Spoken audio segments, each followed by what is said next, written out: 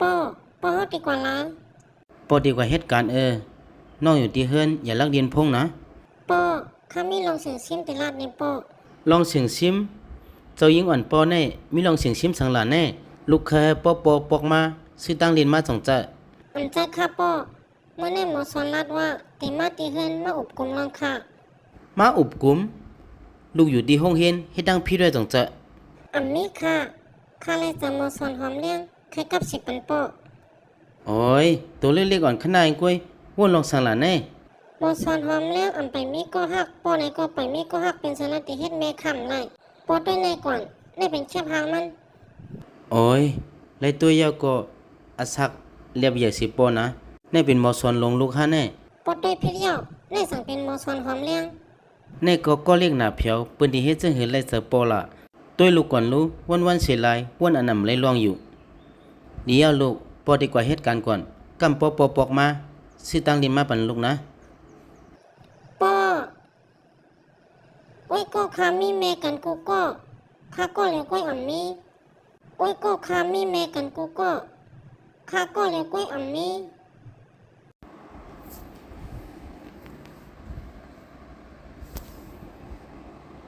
เดี๋ยวลูกปอดีไปด้วยกุ้ยเป็นปอเสียเนี่ยเอาค่ะป้อเดี๋ยวปอนั้นปอดีกว่าไล่เสือโคก่อนป้อนุ่งเสื้อโคตรเวลาแน่อันดีด้วยสิเอ็ดลูกที่ก็เรียกอยู่ลูกกำปองใจป้อถ้าได้หมอสอนหอมเลี้ยงเต็มมาเยอะข้าดีกว่าเห็นดีกว่าเข้าใจนะก็เลยเน็ตก็เลยมาสงครามมาสอนเข้ามาดังในก่อนฮะพี่สอมสุเฮ็ดจังหือฮู้จักเขาล่ะแน่สุเป็นสมต้องเฮาระยะห้าเฮาเป็นมวยเลี้ยงเมื่อเฮาขึ้นเฮียนจันกลางเฮาดังนำเพิ่นเร็วกันก่อนจะเมื่อเล็กต่อป้อใหญ่สุนำแดงลายสิเอ็ดโลหอมแรงเป็นสูเตลูเฮาว่าอยู่แล้วซื้อในเรียบลืนหูไว้ด้วยก่อนรู้สูในข้าตั้งป่นกว่า60 ปีตึกหนุ่มตึกหางลีอยู่เฮาหยาเตรียมต้องเลยว่าใจห้ามแรงทบกันเข้าดัง10 ปีปลายอำมุ่นแม่นสิอิดว่าลองน้องๆกับ10 ปันเฮาในเตเป็นสูเฮาในความวุ่นแม่นขยามในไว้เตยาวกะหม่อนนึงกล้วยปอดันมีกว่า10 ปีปลายยาวขึ้นวนด้วยมือพองเฮาขึ้นเฮียนนั่นตึกเป็นลูกอ่อนอยู่สุดด้วยก่อนรู้มื้อเหลียวน้องอ่อนในก็พอขึ้นเป็นลูกเฮียนสุยาวเฮาว่นว่ามือพองนั้นเพราะว่าแม่สูอำเภอสูกว่า10ขึ้นห้องเฮียนนอกเมืองในแต่ลูกเฮาในก็บ่ได้อยากสิน้องอ่อนในยาวเฮาละยินหมอสอนลงลาดว่าหน้าการสูขึ้นอย่าโยมจะหาเป็นสังแลนนุ่งจังได๋ล่ะโอ้ยใครลาดยาวว่าห้องการเฮากวนเย็บสลางเงินเอาเงินสิออกไปกว่ายาวย้อนนั้นยาวมื้อเหลียวเฮาในก็และเหตุการณ์สงโคของจังไหนตัวก่อนรู้ลูกเฮาในไปกับ10ให้เอา2ก็มาทบกันเฮาเป็นจังไหนติเฮ็ดจังหือกึ่งตันสุละเฮ็ดไหนแลมื้อได้ปกขนายก้อยก่อนปอกได้มาเฮา2ห้องเลี้ยงเข้าสู่เฮาว่าแต่มาไหนก็มาเฮาไหนก็ไม่ทบกันบ่ดังหึงเฮามาอบกลุ่มกันด้วยอำลีแน่มวยเลี้ยงเฮาได้ลัดในซื่อๆม่วนตั้งเฮาได้ก็ยามทบผู้หญิงมาหลายก็เหมือนกันก้อยก็ข้อความอำไปตันนัดเสียงเขาในก็ออกกว่าแล้วอำเป็นซังเฮาไหนก็มาอบกลุ่มกันด้วยบ่อยก็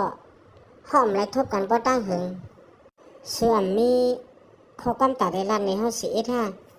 มื้อเหลียวสัตว์บ้านเฮาเป็นจังไดเฮาตั้งจานจ้างโตเจ้าเก่าขึ้นละสูลูจันจ้างเฮา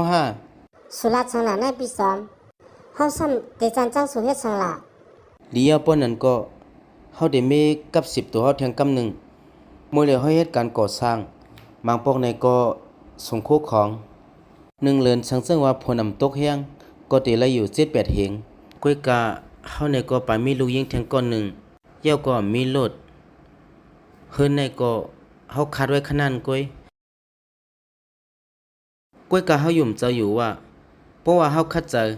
ลองสังเสียมว่ามื้อหน้าตื่นเต็มมีอะไรอยู่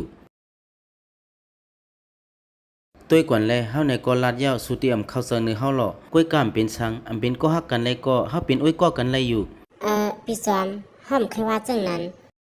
เฮาว่นว่ากวนก็เหลียวด้วยถึงลูกอ่อนการก็โหลเฮ็ดเข้าพักอุ่นๆใหม่ๆก้อยก็อำต้นไลกินลีสุเตไลอยากจะเตยาวว่นด้วยก้อยก็น่าเลยอีลูน่ะมวยเลี้ยงสุวนจังไหนเตใจกวนเฮาในเลิกที่เกิดอำไร เพื่อกะเฮาหยุ่มใจอยู่ว่าป้อเฮาเข้าใจมันก็เต็มมีเหมือนเปิ้นมาอยู่ มวยเลี้ยงขายามป่นมาปอตั้งหึงสุตึกเป็นก้นก่อเหลียวกล้วยห้าแน่ ใจยะห้อมไปเตะหน้าเฮินอันมุ่นแมนเชเอ็ดลูกสูปตันอย่าทันหน้ายะตีเตมัน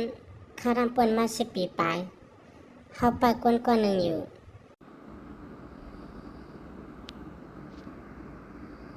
หอมเลี้ยงสุดถังพี่เท่าอยู่ตีเตมันน้องอ่อนในมันนำเจอลูกเฮาเต้เต้ ปอเล่งค่ะสู้ยังขยับอีกหนึ่ง ผู้ไม้ปอกเมื่อกว่าก่อนแล เดี๋ยวค่ะปอเล่งค่ะหูยะพี่จอมเป็นน้องสาวหลานแน่สู่เหตุการณ์สงครามของอำเจ้าห้าเป็นชนมีผู้มาจำโต มวยเลี้ยงลองในเฮายอมตั้งพิธีสู่อยู่ลองห้องการเฮาอำไรรู้แล้วการก้าขายเฮานึงอยู่นึงขึ้นอย่างมากูวันเย้า สู่ในขี้แหลนเตียวอ่ะ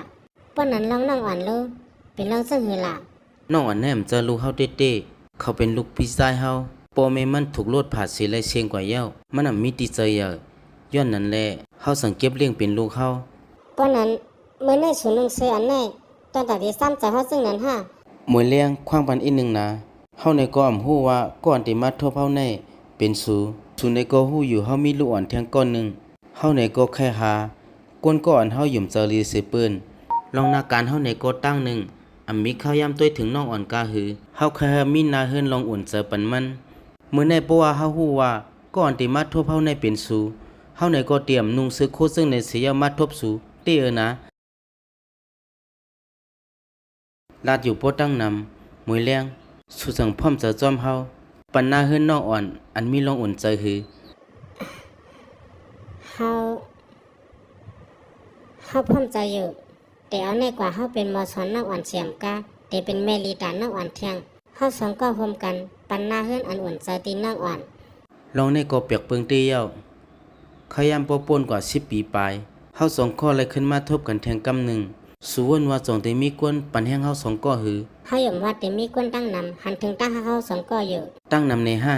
ใจยะตั้งนำ